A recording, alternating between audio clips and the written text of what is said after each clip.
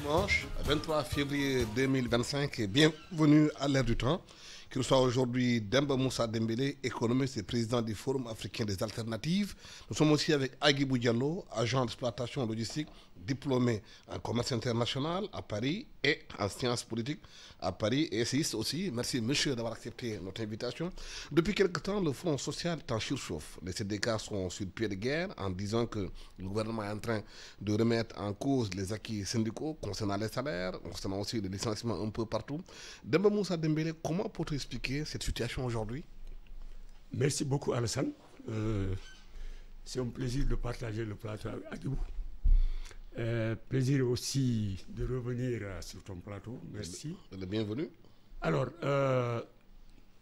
écoutez, moi je pense que nous sommes dans une situation dans laquelle les nouvelles autorités essaient de redresser l'état qu'elles ont trouvé après leur prise du pouvoir.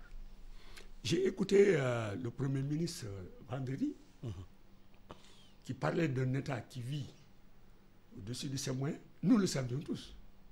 Mais les régimes précédents ont préféré fermer les yeux là-dessus et même augmenter les dépenses, parfois très inutiles, en créant des institutions ou en payant des gens qui n'avaient rien à faire. Et je pense que c'est cette situation que le nouveau régime a trouvée et qu'il veut redresser. Et c'est tout à fait normal que certaines décisions soient prises dans l'optique de ce redressement. Fermeture de certaines institutions, dégraissage de certains secteurs, parce qu'il y avait des travailleurs, des employés qu'on avait mis là pour des raisons politiques, et parfois qui ne travaillaient même pas, qui restaient chez eux, et à la fin du mois, ils voulaient toucher leur salaire. Il y avait plein de CDD, c'est-à-dire des contrats à durée déterminée, qui arrivent à échéance. Il fallait mettre fin à cela. Alors, après, les gens parlent de licenciement à gauche et à droite, etc. Non, il s'agit d'assainissement. Et c'est tout à fait normal. Ça se passe dans tous les pays du monde. Regardez aujourd'hui ce qui se passe aux États-Unis, avec Trump et Elon Musk, qui veulent détruire, pour ainsi dire, pratiquement toute la fonction publique aux États-Unis. Partout ailleurs, quand un nouveau régime arrive, ils trouvent une situation qu'ils considèrent difficile, mais il est obligé de prendre des mesures. Moi, je crois que c'est dans cette optique-là que se trouve le régime de l'alternance ou de l'alternative. Agibou, c'est une question bien précise. Oui, merci Alassane. Un petit mot à l'endroit du doyen. Je suis vraiment honoré de partager le plateau avec lui. Je l'ai découvert à travers ses publications et c'est la première fois que j'ai mis un visage sur le personnage. Je tenais à lui rendre hommage et je pense qu'aujourd'hui, ce n'est pas un débat, il est mon discutant. Je pense que entre le maître et l'élève, il n'y a pas de débat. Pour revenir à la question, je pense que c'est vrai qu'ils ont trouvé une situation exsangue et qu'il faille remonter la barre. Mais moi, je pense qu'ils ont un problème aussi de méthodologie et de pédagogie. Je pense pas qu'il faille aujourd'hui, compte tenu du passif qu'il y a eu vers la fin du régime de Macky Sall, parce qu'il faut dire que depuis 2021, nous sommes dans un toboggan d'événements qui ont en tout cas rendu la situation économique atone. Et donc il y a un stress collectif qui fait que il y a besoin aujourd'hui d'apaiser la situation et d'aménager des couloirs de discussion de manière à rendre visibles les perspectives vers lesquelles le gouvernement voudrait nous projeter. Parce qu'il y a une certaine illisibilité dans leur manière de faire et dans les discours qui sont brandis et les actes qui sont posés. Ils veulent redresser, ils veulent dégraisser le mammouth, oui, mais encore fallait-il attendre véritablement de faire le point sur l'état de situation économique avant de procéder à des nominations sur des agences où on a vu que ces agences-là, en fait, depuis l'ère de Wade, n'ont fait que se superposer par rapport justement à l'administration et augmenter les charges constantes de l'État. Donc il y a un problème de méthodologie qui fait que justement les syndicats aujourd'hui, ils sont quelque part dans le rôle de lobby qui veulent défendre le petit fromage. Donc à mon avis, la balle est dans le camp du gouvernement il leur revient aujourd'hui d'imprimer une démarche, mais de manière très inclusive, sans se braquer. J'ai comme le sentiment aujourd'hui que le Premier ministre est très nerveux. Et la nervosité n'est pas pour arranger les choses. Donc, sur ce rapport-là, si dialogue il doit y avoir, il faut d'abord créer les conditions optimales d'une discussion franche, inclusive et avec une vision partagée et qui sera discutée de tous, dont les conclusions seront partagées par l'ensemble des parties prenantes. Le Premier ministre a annoncé la fois dernière quand il était à l'Assemblée nationale la fusion de certaines agences, la suppression de certaines dépenses. Mais est-ce que justement, avant de nommer les gens, il ne fallait pas commencer par là? Mais je remercie encore Agibou pour ces mots très aimables, c'est très gentil. Et c'est également un grand plaisir encore de me retrouver en face de toi. Mais j'ai écouté le Premier ministre. Ce qu'il a dit, c'est logique. Il a dit, voilà des agences dans lesquelles les gens de Macky Sall faisaient ce qu'ils voulaient. Vous avez bien vu, il y avait des audits avant le rapport de la Cour des comptes. Il y avait bien des audits du temps de Macky Sall sur lesquels il a mis son coude et que Diomaye a sorti.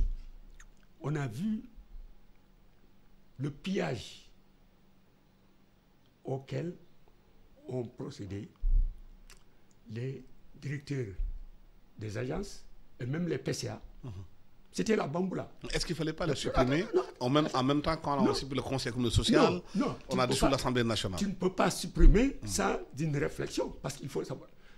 Le Conseil économique et social, c'est deux institutions, c'est facile. Elles étaient ciblées depuis longtemps. Mais tu viens, tu découvres le nombre d'agences. Et puis, il faut tenir compte du fait que ces deux-là, 10 jours avant les élections, ils étaient en prison. Et c'est la première fois dans ce pays qu'un président soit élu dans ces conditions-là. Quand même, je pense qu'il faut tenir compte de cela. Et ensuite, les agences, mais il faut faire le point sur celles qui sont utiles, celles qui sont inutiles, ou celles qui font redondance. Et c'est ce que le Premier ministre a dit vendredi. Et moi, avant ça, quand les gens m'interpellaient sur cette question, j'ai dit, mais ils ont besoin de réflexion quand même. Mais est-ce que justement, cette réflexion n'aurait pas dû être faite quand on est dans l'opposition? Déjà, travailler pour être, quand on va diriger le pays, travailler déjà sur ces questions-là. Quand vous venez, vous n'avez pas besoin encore de refaire une autre étude qui prend encore du temps. Mais écoutez, c'est tellement facile. Est-ce que de façon globale, ça ne remet pas en cause les oppositions africaines? Quand ils sont dans l'opposition, il n'y a pas un travail de réflexion qui est fait. Vous savez, je crois que nous sommes tous ici au Sénégal. Nous savons les conditions dans lesquelles Diomaye et Sonko sont menés au pouvoir. Bien sûr. Macky Sall a tout fait, le régime de Macky Sall a tout fait pour qu'il ne soit même pas candidat. On le sait. Vous parlez de réflexion. C'est vrai, ils ont réfléchi sur un certain nombre de choses. Par exemple, sur ces deux institutions budgétivores. Mais pour les agences, mais il fallait avoir d'abord une idée du nombre d'agences qui sont créées. Et celles qui sont utiles et qui ne sont pas. Ils ne peuvent pas. À l'extérieur, et les conditions dans lesquelles ils ont fait cette campagne de la prison, avant de sortir, savoir le nombre d'agences qu'il y a, celles qui sont utiles, celles qui ne sont pas utiles, ce n'est pas possible, quand même. Est-ce que ce n'est pas là la faiblesse des oppositions africaines? Quand ils sont dans l'opposition, il n'y a pas un travail qui est fait de gouvernance. Quand on vient, voilà les réformes qu'on doit apporter qui est mesurée. Parce que répéter les agences quand on est dans l'opposition, ce n'est pas diable. Hein? On peut savoir, bien sûr, quel est le nombre d'agences qui sont au Sénégal, même si on est dans l'opposition. Bien sûr. Et je pense ça ne crée pas un tâtonnement quand on vient au pouvoir. La jurisprudence Wade et Macky Sall pourrait effectivement vous appuyer dans ce sens-là. Mais pour ce pouvoir-là, j'aurais moins d'excuses dans la mesure où ils ont été là pendant les assises nationales et ils ont trouvé dans les tiroirs de l'État les conclusions de la Commission nationale de la réforme des institutions. Et je pense que cette charpente institutionnelle-là, en fait, dégageait justement le corpus qui devait porter le projet politique de transformation qualitative de la condition d'existence des Sénégalais. Et donc, faire fi de cet actif-là et vouloir refaire le monde, moi, je trouve que ça obéit un peu à des logiques politiciennes, tout simplement. Ils sont en train, à mon sens, aujourd'hui, d'être rattrapé un peu par ce que Marx disait à propos du 18 primaire de Louis-Napoléon Bonaparte. Lorsque les gens sont en face du nouveau, ils ont tendance à le traduire dans leur ancienne langue. Et donc, on n'a pas encore connu véritablement de rupture paradigmatique dans la manière justement d'aborder les choses et de rompre totalement avec les pratiques anciennes. Donc, c'est vrai, il y a un travail. Les doyens Dembélé ont suffisamment produit sur justement les réformes économiques qu'il faille pour complètement nous sortir justement de cet impérialisme qui est un joug, un nœud gorgien qui en tout cas obère notre possibilité de développement économique et social. Donc il y a une palette de travaux, d'intellectuels et de commissions, en tout cas domestiques, qui sont là, qui sont disponibles et qui peuvent justement aujourd'hui être exploités si tant est qu'on voudrait véritablement la véritable rupture. Mais ce que je vois là se dessiner, pour moi, ça obéit aux mêmes logiques que Wade, Macky. On essaye de rafistoler et comment dirais-je, de changer à la marge, en laissant justement la surface intacte. Justement, pour gérer cette surface-là, on est dans une situation économique assez compliquée depuis quelque temps et financière. On entend partout, dans les taxis, dans les grandes places, dans les restaurants, les gens disent que la situation est difficile. Économiquement, les Sénégalais n'arrivent pas à s'en sortir. On parle de plus en plus d'austérité. Le ministre Alamino l'avait annoncé. Même si le Premier ministre a dit à l'Assemblée nationale, nous ne serons pas dans une logique d'austérité, mais de réduction des dépenses. Comment gérer cette situation-là avec un contexte international de plus en plus difficile? Non, c'est une très bonne question. Vous savez, au mois de septembre dernier, déjà, le Premier ministre avait dit que la situation des finances publiques était catastrophique. Le président Diomaye lui-même a dit les conditions dans lesquelles ils ont trouvé les finances publiques étaient absolument catastrophiques. Et à l'époque, ce qu'on appelle l'opposition, ceux qui ont pillé ce pays, parce que c'est ça la réalité, ceux qui sont comptables du pillage de ce pays-là, disaient oui, il t'appelait là, c'est pas à lui de parler de ce qui se passe au niveau des finances publiques, c'est la Cour des comptes qui est habilitée à le faire. Or, la Cour des comptes a sorti pire que ce que disait Ousmane Sonko au mois de septembre. Mais la situation actuelle, ils l'ont hérité, ils ne l'ont pas créé. Comment la gérer aujourd'hui? Comment la gérer? Mais c'est ce qu'ils sont en train de faire. D'abord, renégocier des contrats. Ils ont mis en place une commission depuis quelques mois pour renégocier des contrats entre le Sénégal et des entreprises, entre le Sénégal et des pays, pour que les intérêts du Sénégal soient sauvegardés. Ou même rompre certains contrats qui sont contre les intérêts de notre pays. Également, au niveau de la rationalisation des dépenses publiques. On a écouté le Premier ministre le vendredi.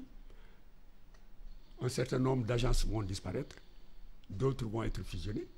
Et c'est ça qui va faire que ce qu'on appelle le train de vie de l'État va connaître des coupes, et ces coupes, c'est-à-dire l'argent qui va être sauvé, va servir à, par exemple, à réduire le coût de la vie, puisqu'il l'a dit, il y aura une deuxième vague pour réduire le coût de la vie, c'est-à-dire que donc ils n'ont pas, ils sont conscients, bien sûr, des difficultés dans lesquelles vivent les Sénégalais, notamment les couches les plus vulnérables. Et donc, ils travaillent dans ce sens-là. Ils ont hérité d'une situation très difficile, contexte national, sous-régional et international de plus en plus difficile, c'est vrai. Mais je pense que moi, je leur fais confiance. Et la trajectoire qu'ils ont prise, étant conscients des difficultés, mais des promesses aussi qu'ils ont faites pendant leur campagne, moi, je pense que je leur fais confiance pour arriver à des solutions qui soient favorables, en tout cas, à la large masse du peuple sénégalais. Oui. Agib, ils sont depuis bientôt 10 mois au pouvoir. Est-ce que vous voyez les prémices de ces changements en profondeur sur le plan économique, financier? Les Sénégalais que vous croisez dans les taxis, dans les restaurants, qui disent que c'est la dur. situation est très tendue, pour dire vrai. Les gens sont stressés et je pense que le ramadan qui se pointe à l'horizon aussi est devenu un autre facteur de stress.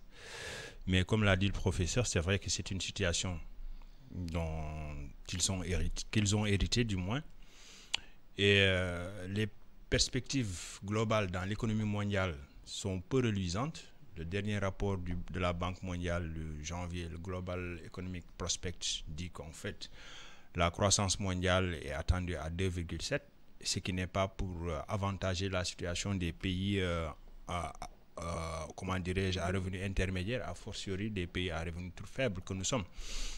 Et que d'ici 2050, il y a peu de chances que nous voyons que la situation évolue. Donc, ça veut dire qu'on est dans une atonie mondiale globale.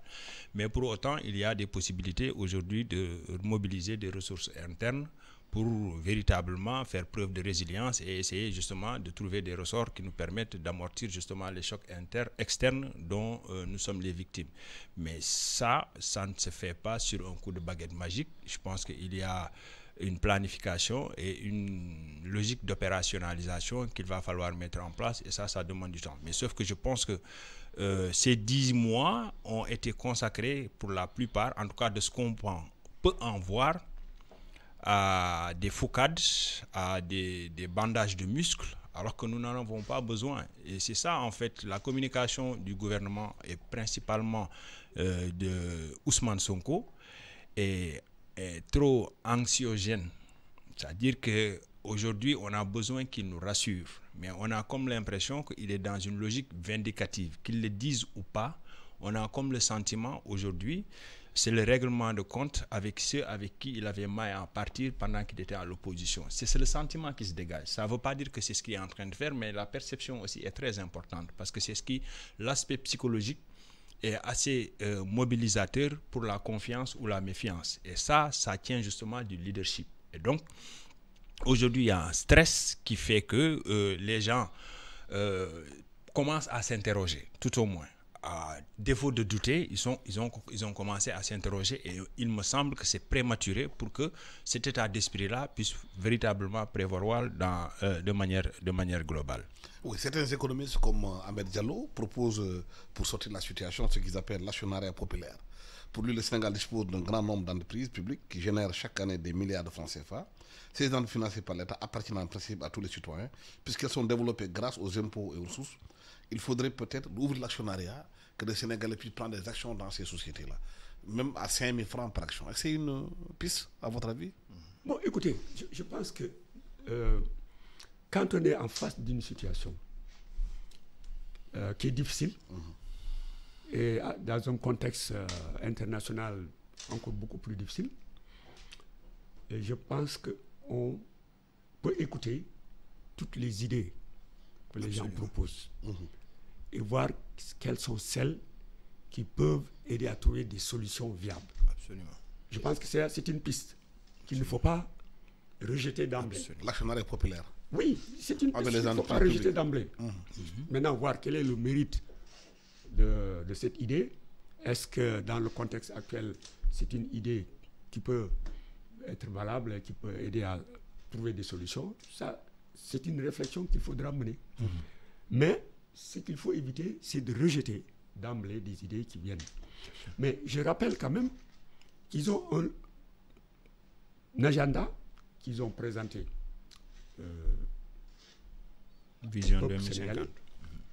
Et dans cet agenda, il y a un certain nombre de politiques qui sont déclinées. La territorialisation,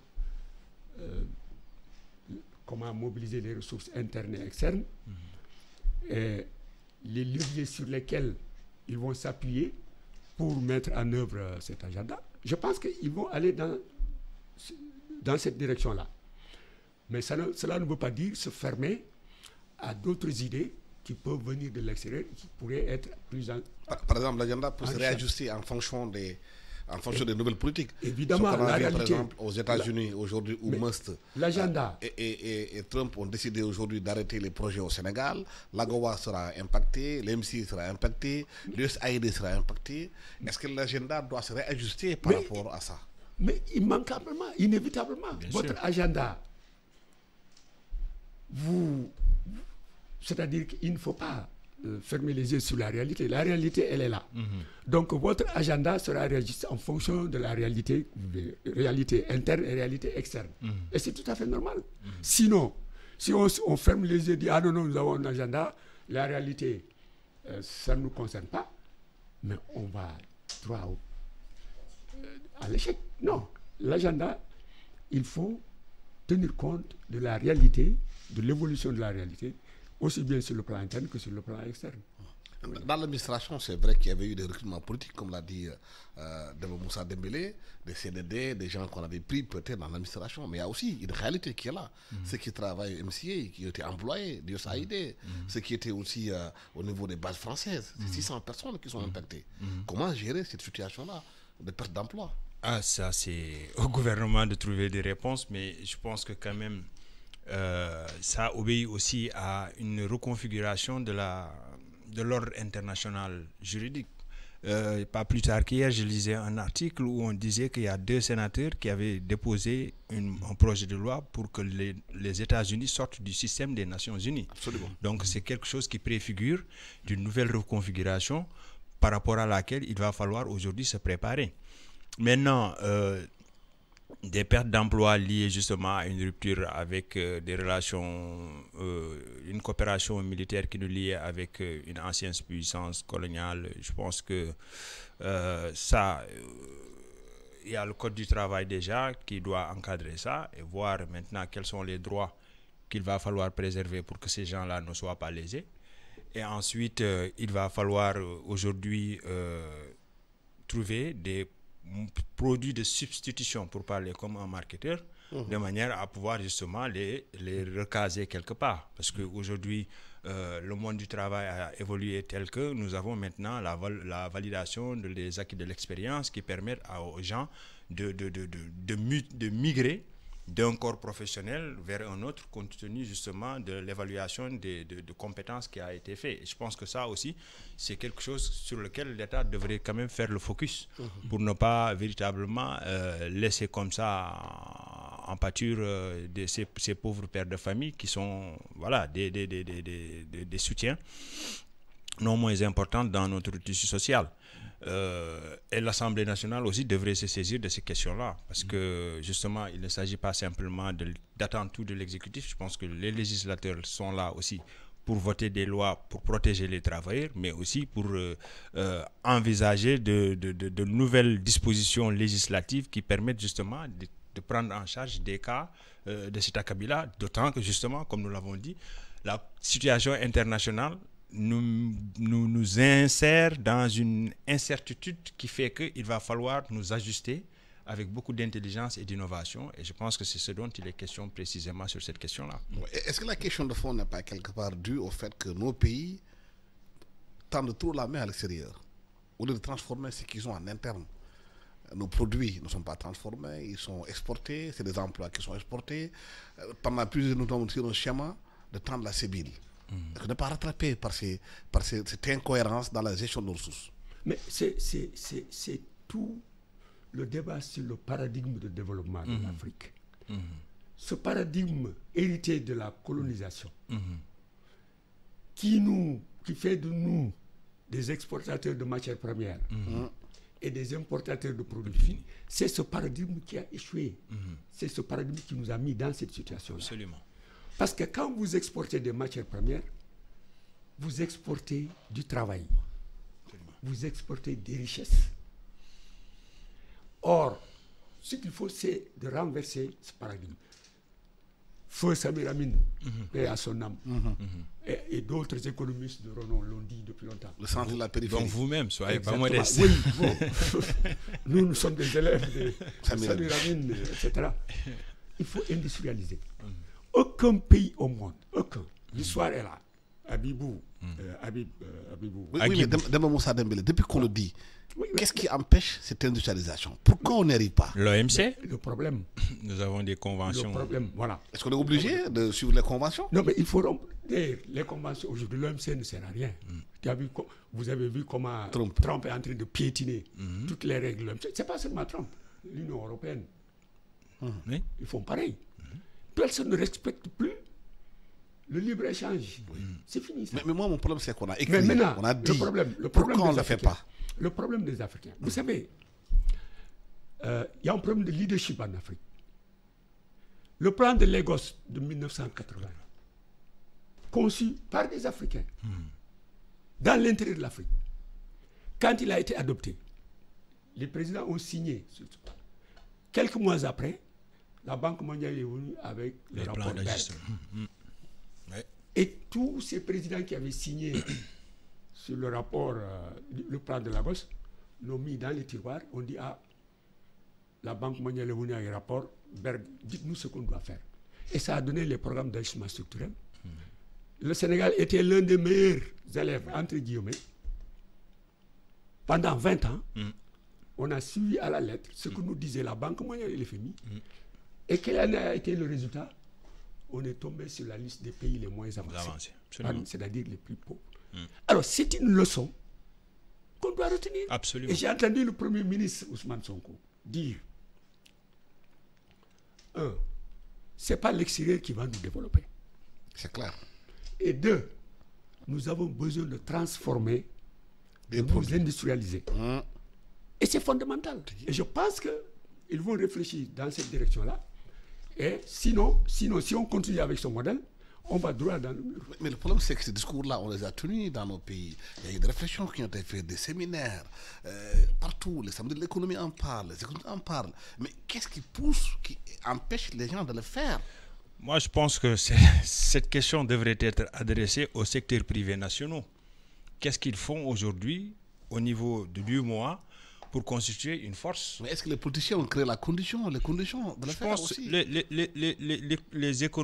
Ceux qui détiennent l'économie n'ont pas besoin véritablement de la bénédiction des hommes politiques. Il suffit simplement de lancer des initiatives transnationales. Aujourd'hui, les champions nationaux que nous avons ici sur le plan du secteur privé, c'est des gens qui n'ont pas un pouce de part de marché dans un pays voisin. Et tant qu'il n'y a pas cette imbrication du secteur privé sous-régional dans l'espace économique dans lequel nous sommes tout au moins, nous ne pouvons pas aujourd'hui développer des compétences de substitution par rapport justement à l'apport extérieur qui nous étouffe.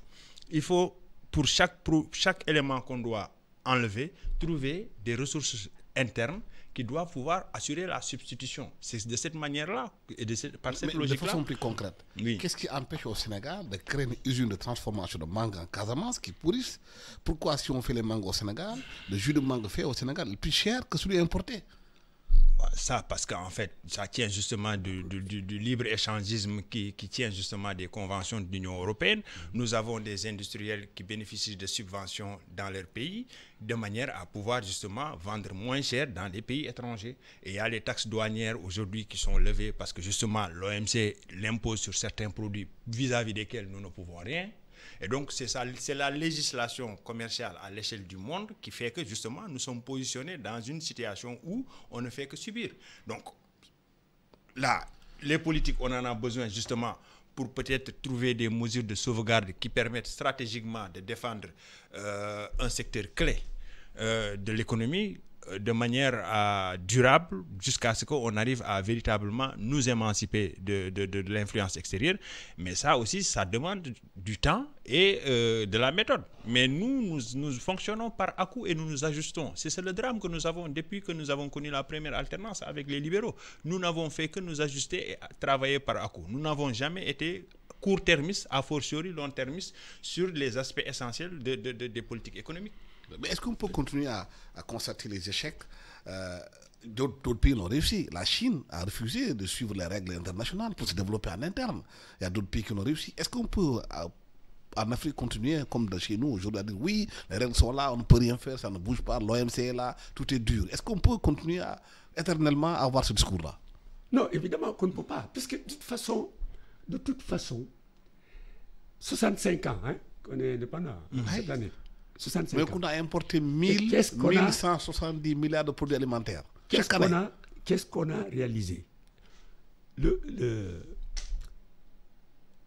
Ce qu'on a appelé secteur industriel au Sénégal, le textile et autres, tout a été détruit à cause de ces règles-là.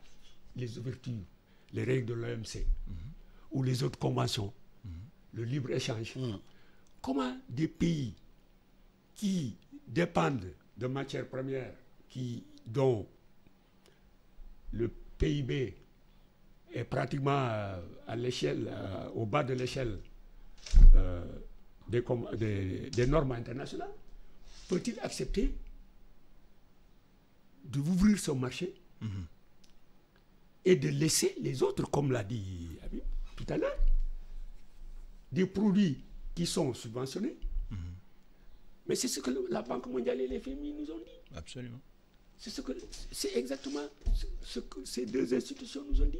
Ouvrez vos marchés, parce que si vous ne le faites pas, les entreprises que vous protégez ne seront pas compétitives.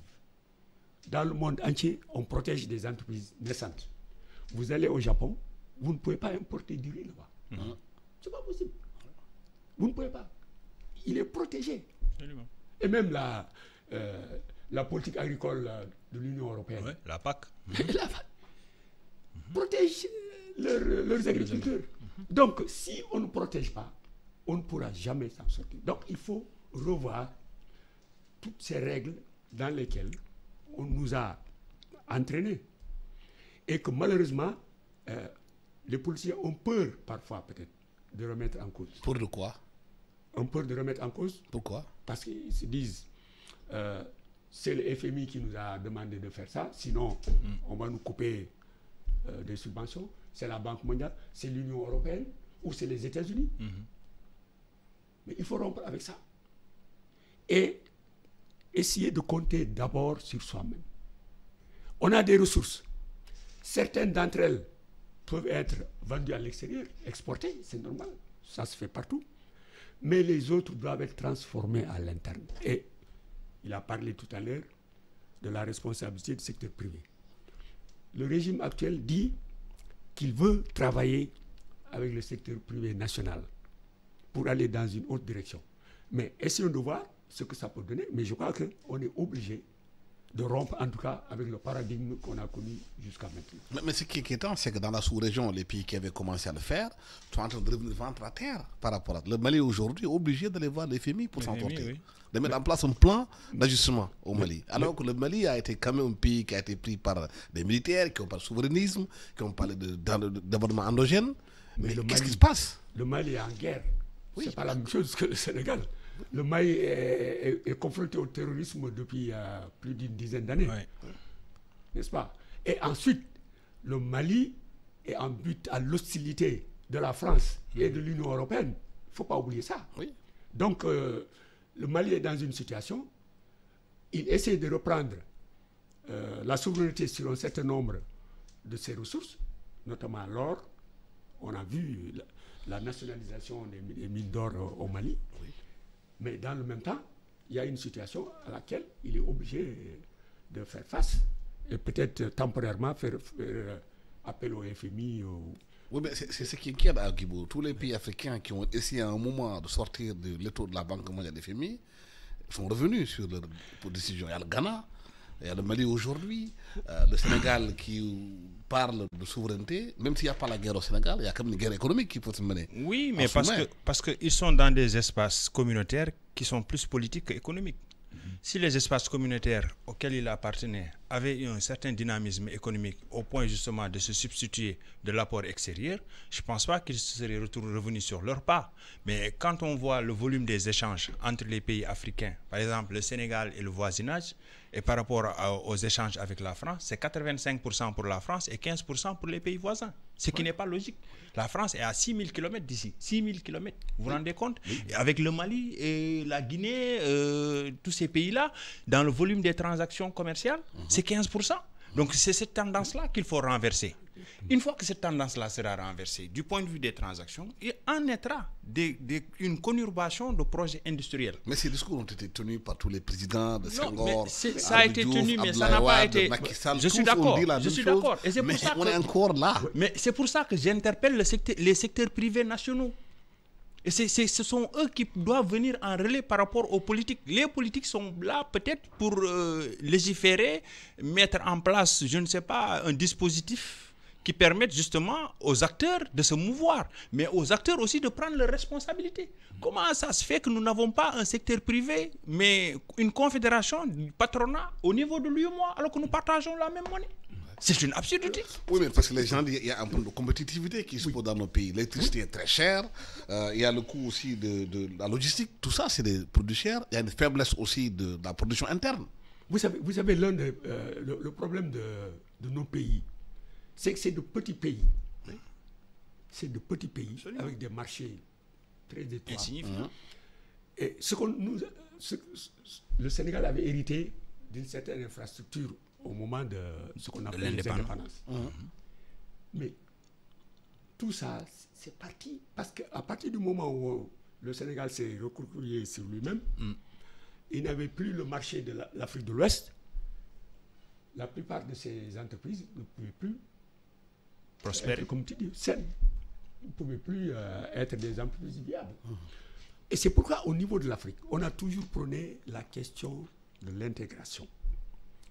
Intégration sous-régionale, intégration continentale. Dans le discours. Vous avez suivi. Dans le discours. Mais non, c'est. Après, le problème, j'ai dit qu'il y a un problème. Moi, c'est ça qui me pose problème. J'ai dit qu'il y a un problème de leadership. Les discours sont en Himalaya par rapport aux réalités. Il y a un problème de leadership. Ouais. J'ai dit qu'il y a un problème de leadership. C'est comme grave, ça. Il y a un problème de leadership. Et c'est ce problème de leadership qu'il faut résoudre. Je pense au jeune Thomas Sankara. Si on a des gens comme Thomas Sankara, et je pense que le leadership peut faire des sacrifices pour aller vers l'intégration. Parce que l'intégration, ça demande quand même un certain nombre de sacrifices, entre guillemets, politiquement parlant, sur le plan de la souveraineté interne. Prenons le cas de la CEDEAO, qui était bien parti, qui va fêter ses 50 ans cette année, au mois de mai prochain. Oui. Mais l'idée de la CEDEAO, c'est de regrouper tous ces pays de l'Afrique de l'Ouest et d'en faire une entité économique viable. Or, qu'est-ce qu'on constate? Il a dit, les échanges intra-CEDEAO, c'est 15% ou 14%. Pour le marché de 300 000 consommateurs? Oui. Et le problème de la monnaie, parce que le franc CFA est un frein également. Absolument. On ne peut pas se développer avec le franc CFA.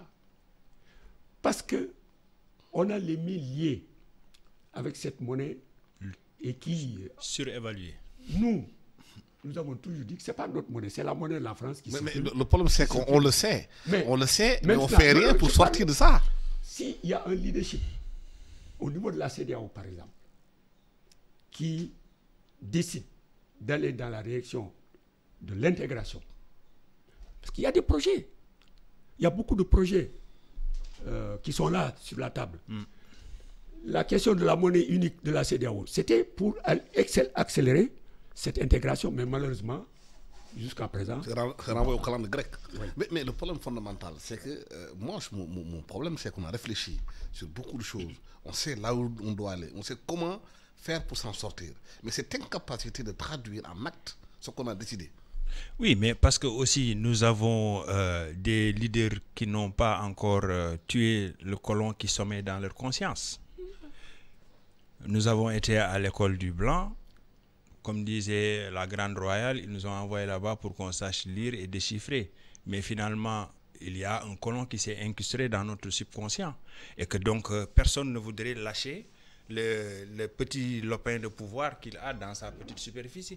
Alors qu'on sait que Senghor avait eu raison de lutter contre la balkanisation. On peut aimer ou ne pas aimer Senghor, mais sur cet aspect-là, donnons-lui raison a posteriori. Et que cette balkanisation allait de toutes les façons créer une fragmentation et qui allait nous réduire justement à des économies peu viables et qui seront justement soumis aux aléas et aux humeurs des grandes puissances impérialistes.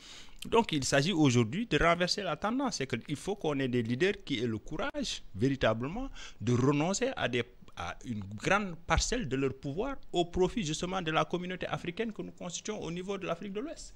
Tant que nous n'avons pas mis en place des politiques industrielles et commerciales, communautaires, de manière à pouvoir faire face à l'agression des puissances, mais nous ne serons jamais des États viables en l'État. Et c'est ça la réalité historique. L'Union européenne a fait la CECA en 1950, et la communauté de l'énergie et du charbon. Et c'était l'Allemagne et la France qui ont connu presque pendant 50 ans de guerre, depuis l'affaire Alsace-Lorraine jusqu'à la première et deuxième guerre mondiale. C'est donc dire que finalement, les intérêts économiques ont ramené à la raison des bellicistes qui ne se puffaient pas.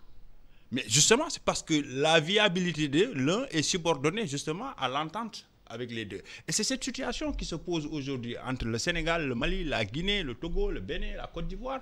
Toutes ces entités-là aujourd'hui ont obligation d'avoir un secteur privé collectif qui investit dans les grands chantiers de ces États-là, justement pour transformer et pour justement créer de l'emploi, créer de la valeur ajoutée avec une valeur monétaire qui va rester dans le marché domestique. Oui, il y a une étude qui a été faite en 1998 par les Mamadou Lamine Loum dans le cadre du UEMOA qui disait qu'il fallait que l'Afrique de l'Ouest devienne une union fédérale. Même les armées, que les armées soient des armées fédérales. Ça a été réfléchi, ça a été dit, il y a eu des séminaires qui ont été faits, des discussions partout. Mais jusqu'à présent, ça ne bouge pas. Mais vous n'avez pas de leadership. Qu'est-ce qui se passe dans la tête de nos dirigeants qui sont aussi incapables de traduire l'aspiration des populations? Mais il l'a dit. Il l'a dit. Il y a toujours ce petit colon-là. Oui, mais quand même. Mais il y en a qui pensent que rompre avec l'Occident, c'est la catastrophe. C'est-à-dire qu'ils sont formatés pour ça. C'est-à-dire nous en Afrique, l'un de notre malheur, c'est d'avoir été soumis à un lavage de cerveau extraordinaire pendant la colonisation. Par rapport aux Asiatiques ou même aux Latino-Américains. Mais est-ce qu'il y a un travail qui est fait dans nos écoles, dans l'éducation pour changer ce paradigme? Mais non, il n'y a rien qui est fait. Il y a 2 semaines, on a organisé un samedi de l'économie pour rendre hommage à Cheikh Anta Diop. Bien sûr. Et la question de contenu. Non, la question du fédéralisme politique d'abord a été posée. Parce que lui, dans le livre sur l'État fédéral africain, il pose d'abord le problème de l'unité culturelle, de l'unité politique et culturelle, avant de parler de l'intégration économique. Parce que le problème, c'est celui-là. Tant que les dirigeants n'ont pas la même conception, c'est-à-dire n'ont pas les mêmes politiques, n'ont pas la même vision des règles, des politiques fiscales, des politiques monétaires, il sera difficile d'aller vers l'intégration. Aujourd'hui, quand on parle de la CEDEAO, il y a l'AES qui est à côté. Il y a l'AES, mais je prends le cas du Nigeria, qui est le leader, compte tenu de son poids économique et démographique, on n'y peut rien. Mais regardez ce qui se passe là-bas en termes d'inflation. Ça n'a rien à voir avec ce qui se passe chez nous. Et si on dit que ces pays doivent aller vers l'intégration, mais ça va être extrêmement difficile. Donc le problème politique est fondamental. Et le problème politique pose le problème du leadership, de la nature du leadership. Leadership africain qui sache recouvrer la souveraineté d'abord sur les ressources de notre continent et qui sache également définir des politiques qui vont dans le sens des intérêts de leur peuple. Ce sont ces 2 conditions. Et il y a énormément de ressources chez nous qu'on peut mobiliser au lieu de continuer à tendre la main à l'extérieur. Mais est-ce qu'il n'y a pas un travail à Guibou à faire sur le plan de l'éducation? Est-ce qu'on peut continuer à enseigner à nos enfants que Federbe a battu, je sais pas, Jean, que Federbe a fait ceci, cela, et que nos enfants continuent à toujours penser que dans leur conscience, que le blanc est supérieur au noir? Dans les curricula qu'on enseigne à nos enfants. En fait, je pense qu'on peut maintenir ces faits historiques. On peut maintenir ces faits historiques, mais aussi nous adapter à l'évolution du monde. Parce qu'aujourd'hui, quand on y regarde quant au fond, c'est qu'aujourd'hui, avec la France, nous avons aujourd'hui un sang mêlé. Pour gagner la Coupe du Monde, on va chercher nos enfants qui sont nés en France, qui sont éduqués en France, mais qui revendiquent pour autant leur identité sénégalaise. Et donc, il y a un changement aussi qui s'est opéré sur cet aspect-là, et que pour moi, il faut arriver à faire un savant dosage entre l'authenticité locale et justement avec la diaspora qui revendique justement son attachement à la racine. Et donc créer une sorte de pont là-dessus et essayer d'aller trouver les compétences là où elles sont et pour les mettre là où il y a besoin. Maintenant, pour revenir sur la question que vous avez posée à M. Dembélé, parce que ça me gratte la langue un peu d'y répondre par rapport au leadership. Moi, je pense que Ousmane Sonko un peu a raté le coche, très sérieusement, parce qu'il avait aujourd'hui la possibilité d'être le patron en Afrique s'il ne s'était pas engagé à être Premier ministre. Parce que c'est quand même un sujet de science politique qui intéresse pour quelqu'un qui a eu tous ces obstacles-là, à qui on a empêché d'arriver au pouvoir, mais qui élisait des maires pour autant, qui élisait des députés. Nous avons failli connaître une cohabitation juste alors que sa liste a été complètement bordurée de manière illégale. Il a fait élire quelqu'un, un illustre inconnu. Moi, à mon avis, je pense qu'au lieu d'aller à la primature, il lui aurait fallu qu'il prenne un peu de recul, qu'il se mette en retrait, qu'il écrive ses mémoires, qu'il aille discuter avec les étudiants, et ça aurait été un leader africain totalement incontestable, qui serait celui qu'on ne pourrait pas refuser quand il se proposerait un dialogue dans nos pays voisins qui sont en crise. Aujourd'hui, le problème de leadership au Mali, en Guinée, au Niger et tout, si Ousmane Sonko n'était pas au pouvoir et qu'il s'était proposé Messie Dominici pour établir la paix, je pense que partout, il n'aurait pas connu d'échec et ça serait plus bénéfique pour l'Afrique au lieu que de se consacrer aujourd'hui à des affaires politiciennes ici à un niveau local où véritablement sa cote est exposée à une dégringolade plus qu'à une montée. D'abord. Non, je ne suis pas d'accord. Oui, allez-y. Très rapidement. Non. Ousmane Sonko n'a pas raté le coche. Moi, je pense qu'Ousmane Sonko. L'avenir nous le dira. Oui, l'avenir nous le dira. Mais là où il doit être, je pense qu'il est à sa place. Bien sûr, il y a une certaine opposition, une certaine presse, certains médias qui tapent sur Ousmane Sonko parce qu'on ne l'aime pas ou on n'aime pas ses politiques. Mais je pense qu'il fait du bon travail. On peut le critiquer, certes, c'est pas, rien n'est parfait. Hein. Mais je pense que Ousmane Sonko, avec le duo qu'il forme avec le président Diomaye, ils sont en train de travailler. Ils ont un agenda qui, certes, heurte à des difficultés laissées par l'ancien régime. Mais je pense qu'avec un peu de patience et un peu de lucidité, ils pourront s'en sortir et mener le Sénégal dans une trajectoire différente. Merci infiniment à Demba Moussa Dembélé, économiste et président du Forum des Africains des Alternatives. Merci à Guibou Diallo, agent d'exploitation logistique, diplômé en commerce international à Paris et en sciences politiques à Paris, essayiste. Merci à la technique gérée par Biran Sissé et Charles Koulibaly. Bon dimanche à tous. Merci.